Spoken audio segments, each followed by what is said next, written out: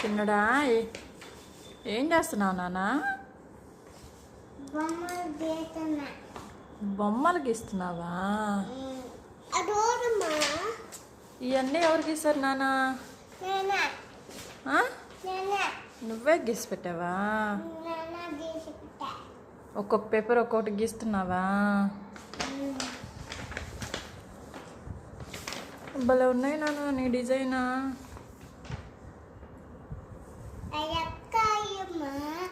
ఇదా ఇది అక్క గీసిందా? నువ్వే గీసావా?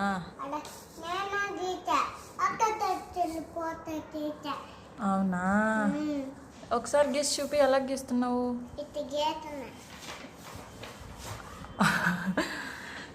బాగున్నాయిరా నీ డిజైన్ వాళ్ళకి.